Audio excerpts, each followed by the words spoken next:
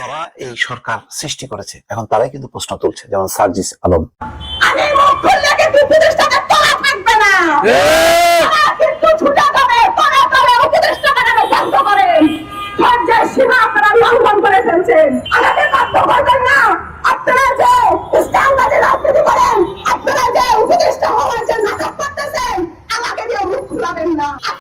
কথায় আছে আরজন্যা মারফুত বেশি দিন আসলে ভালো থাকতে পারে না, ঝামেলায় পড়ে।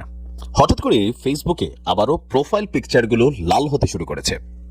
আমরা এই দৃশ্য দেখেছিলাম শেখ হাসিনা সরকারের পতনের আগে। দেশের বর্তমান পরিস্থিতি কোনো রণভূমির থেকে কম নয়। হ্যাঁ দর্শক, এমনই পরিস্থিতিতে এবার ইউনূস সরকারকে কড়া হুঁশিয়ারি দিলেন ভিপি নূর। তিনি বলেন, এই সরকার আসার পর থেকে আমরা যেমনটা আশা রেখেছিলাম তার কিছুই হয়নি। দিন দিন দেশে আন্দোলন মিছিল অরাজক পরিস্থিতি কমার বদলে বেড়েই চলেছে। অপরদিকে চলমান আওয়ামী লীগের বিক্ষোভ মিছিলে সমন্বয়ক ও ছাত্ররা বাধা সৃষ্টি করায় গণপিটুনি খেল সমন্বয়করা। প্রিয় দর্শক, এই মাত্র পাওয়া খুবই গুরুত্বপূর্ণ ভিডিওতে আপনাকে স্বাগতম। দর্শক, আপনারা ভিডিওর থাম্বনেল দেখেই বুঝতে পেরেছেন আজকের ভিডিওটি কতটা গুরুত্বপূর্ণ হতে চলেছে। দর্শক, আজকের ভিডিওতে অনেক চাঞ্চল্যকর সব গোপন তথ্য ফাঁস করা হবে, তাই না টেনে সম্পূর্ণ ভিডিওটি দেখতে থাকুন এবং এই রকম আরো নিউজ শুনতে চ্যানেলটি সাবস্ক্রাইব করে আমাদের সাথেই থাকুন। তো চলুন দর্শক, কথা না বাড়িয়ে আমরা মূল ভিডিওতে যাই। কথায় আছে আরজন্যা মারফুত বেশি দিন আসলে ভালো থাকতে পারে না, ঝামেলায় পড়ে। হঠাৎ করে ফেসবুকে আবারও প্রোফাইল পিকচারগুলো লাল হতে শুরু করেছে। আমরা এই দৃশ্য দেখেছিলাম শেখ হাসিনা সরকারের পতনের আগে। এক দফা দাবি থেকে শুরু করে যখন এই হত্যাকাণ্ডগুলো ঘটছিল তখন ফেসবুক প্রোফাইলগুলো সবার লাল হয়েছিল। হঠাৎ করে হাসনাত এবং সার্জিসদের ফেসবুক প্রোফাইল লাল, এরপরে একে একে অনেকের প্রোফাইলই লাল শুরু হয়েছে। সরকারের জন্য একটা অশনির সংকেত কিন্তু আসছে, তবে এই সংকেতটা সবার জন্য ঝামেলা। কেন ঝামেলা আমি আবারও বলি।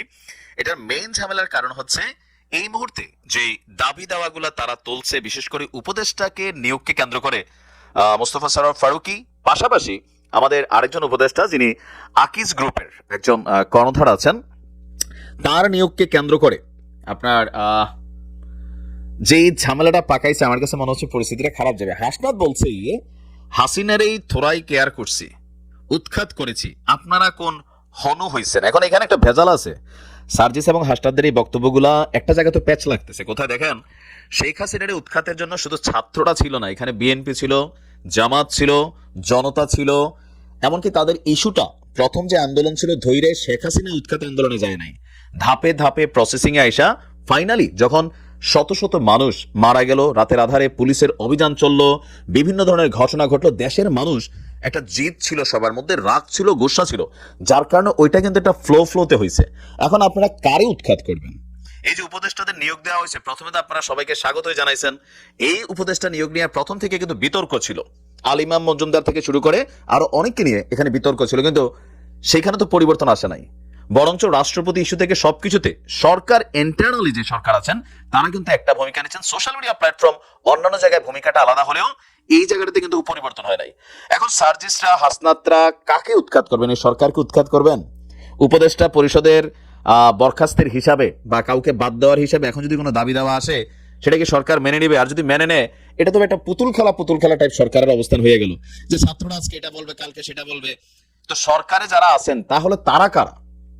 সার্জিসরা বলছেন যে সরকারের কে প্রেসক্রিপশন দিচ্ছে সেটা তো তোমাদের জানার কথা, আমরা তো জানি তোমরাই নিয়োগকর্তা, তাহলে প্রেসক্রিপশনের পিছনে কে? হইতে পারে যারা সমালোচক তারা বলছেন যে প্রেসক্রিপশন হচ্ছে প্রথম আলো, ডেইলি স্টার, গং। আবার তারা মনে করছেন, ছাত্ররা মনে করছেন যে শেখ হাসিনার যে শক্তি আছে বা যারা শেখ হাসিনার সরকারকে টিকিয়ে রেখেছিল, তেলবাজি করেছে বা আমলাতন্ত্রে যারা নানানভাবে বড় বড় ভূমিকা রেখেছে, তারাই আবার এই সরকারকে আপনার পেছন থেকে পরিচালনা করছেন। বিশেষ করে আকিজ গ্রুপের যিনি এখানে কানেক্ট হয়েছেন, তিনার নামে একটা হত্যা মামলা আছে। এটা নিয়ে আবার গণমাধ্যম বলছে এটা কি মামলা বাণিজ্যের জন্য ওনার নাম দেওয়া হয়েছে নাকি তিনি নিজে গেছেন। তো এই লেভেলের মানুষ তো নিজে যায় না, এটা হচ্ছে বাস্তবতা। তবে আওয়ামী লীগের সাথে ভালো সম্পর্ক ছিল। এখন একের পর এক অন্তর্বর্তী সরকারের কিছু কিছু সিদ্ধান্তে এটা বোঝাই যায় যে এখানে আওয়ামী লীগের সেটআপটা এখনো শক্ত আছে, এটা নিয়ে হয়তো ভয় পাচ্ছে। আবার ছাত্রদের এই যে 10 জন নিতে হবে উপদেষ্টা, 5 জন নিতে হবে, রংপুর থেকে নিতে হবে, বিভিন্ন জেলা থেকে নিতে হবে, তো এগুলো তো সরকারের উপর প্রেসার ক্রিয়েট করা হচ্ছে। আর হাসনাতদের এই যে বক্তব্যটা যে হাসিনার উৎখাত করছে, তোমরা কোন হনু হইছেন, তো তুমি কারে উৎখাত করতে যাচ্ছ? তোমার এই উৎখাতের ডাকে এখন এখানে কারা আসবে? তবে হ্যাঁ, যেই ডাকের ভিতরে আওয়ামী লীগ প্যাচ আছে সবাই একসাথে ঝাঁপাইয়া পড়বে, এটা আমি জানি। কিন্তু যেখানে আওয়ামী লীগ প্যাচ নাই সেখানে হচ্ছে বিভাজন হয়ে যাচ্ছে। মানে সবকিছু মিলে আমার কাছে মনে হচ্ছে যে আবার নিজেরাই ক্ষমতা, পাশাপাশি পদবি, পাশাপাশি আমি একটা বক্তব্য দিলাম সেটা কেন মানছে না, সেটা কেন হচ্ছে না, এগুলা করলে তো সরকার কেমনে কাজ করবে? মানুষ এগুলাতে প্রতিদিন কিন্তু সাপোর্ট করবে না, একটা সময় বিরক্তি চলে আসবে। আমজনতা চিন্তা করে দাম কেমনে কমবে, রাস্তাঘাটে যানজট কিভাবে বন্ধ হবে, চুরি ডাকাতি লুটপাট খুন খারাপি যা হচ্ছে, মদ যাচ্ছে যাচ্ছে, এগুলা কিভাবে বন্ধ হবে? তোমরা ভালো খাচ্ছ পড়ছো, আমজনতা কিন্তু বিপদে আছে। তো এগুলা একসাথে বসে একটা সিদ্ধান্ত হওয়া উচিত। এই 3 দিন পরে পরে এই ডাক ওই ডাক, বৈষম্য এইটা সেইটা, ভাই এগুলো একটা ফাইনাল সলিউশন করো। বাংলাদেশে এই মুহূর্তে এই সলিউশন না হলে আর হবে না। আর বেশি বেশি বাড়াবাড়ি করলে দিন শেষে সমর্থন হারাবা। অলরেডি অনেক সমর্থন কমে গেছে, তারপর দেখা যাক কি হয়। দর্শক, দিন যত যাচ্ছে ততই কিন্তু উপদেষ্টা পরিষদ নিয়ে হতাশা বাড়ছে এবং নানা রকম বক্তব্য আসছে, বিতর্ক তৈরি হচ্ছে। জানি না অন্তর্বর্তী সরকার সেগুলো নিয়ে কিভাবে বিবেচনা করছে। যারা এই সরকার সৃষ্টি করেছে এখন তারাই কিন্তু প্রশ্ন তুলছে। যেমন সার্জিস আলম বলছেন যে এক বিভাগেরই 13 জন উপদেষ্টা, উত্তরাঞ্চলের রাজশাহী, রংপুর এই বিভাগের কোনো উপদেষ্টা নেই। তারপরে বলছেন যে আওয়ামী দোসররা উপদেষ্টা পরিষদে। তাহলে যারা আন্দোলন করে এই সরকার প্রতিষ্ঠা করলো তারাই যদি প্রশ্ন তোলে, তাহলে মানুষের মধ্যে তো এই আলোচনাটা তো আরো জোরালো হবে এবং উপদেষ্টারা সমালোচিত হওয়া মানে হচ্ছে সরকার যে অবস্থানটা, তার প্রতি যে আস্থা, ভরসা, নেতৃত্ব এবং সংকটকালে যে তাদের যে আরো কাজ করা, সেই জায়গাগুলো কিন্তু খুব ম্লান হয়ে যায়। এবং 3 মাসের মাথায় এসে কিন্তু বেশ জোরালো হয়ে গেছে। সেই এমনিতেই বিএনপি সহ অন্যান্য দল সমালোচনা করছে যে তারা নির্বাচনটা বাদ দিয়ে অন্য কাজে বেশি ব্যস্ত, যেটা দরকার বেশি সেটা নির্বাচন সংক্রান্ত সংস্কার করেই নির্বাচনের পথে হাঁটা। তো সেই দিকে হচ্ছে না। আবার যারা সরকারের সমালোচনা করছে তারা আবার নির্বাচনের বিরোধিতা করছে। তারা বলছে যে 2000 মানুষ জীবন দিয়েছে নির্বাচনের জন্য না শুধু। এই যে পরস্পর বিরোধী কথাবার্তাগুলো হচ্ছে, তাতে কি হচ্ছে, দিনকে দিন জটিল হচ্ছে।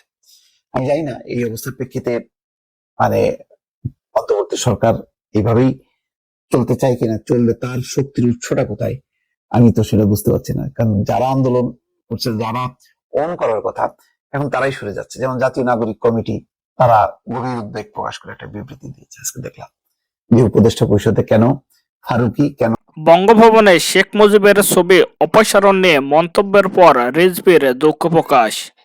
মঙ্গলবার 12 নভেম্বর সকালে বঙ্গভবন থেকে শেখ মুজিবুর রহমানের ছবি সরানো উচিত হয়নি বলে মন্তব্য করেছেন বিএনপির সিনিয়র যুগ্ম মহাসচিব অ্যাডভোকেট রুহুল কবির রিজভী। সকালের বক্তব্যের জন্য দুপুরেই দুঃখ প্রকাশ করে বিবৃতি দিয়েছেন তিনি।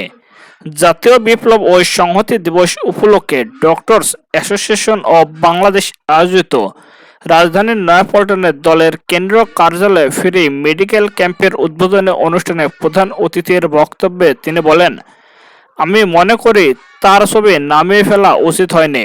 খন্দকার মোশতাক নামিয়েছিলেন, জিয়াউর রহমান তুলেছিলেন। 75-এর 15 আগস্টের পর খন্দকার মোশতাক শেখ মুজিবের ছবি নামিয়ে নিল। জিয়াউর রহমান 7 নভেম্বর সিপাহী জনতার বিপ্লবের মাধ্যমে রাষ্ট্র ক্ষমতায় এলেন।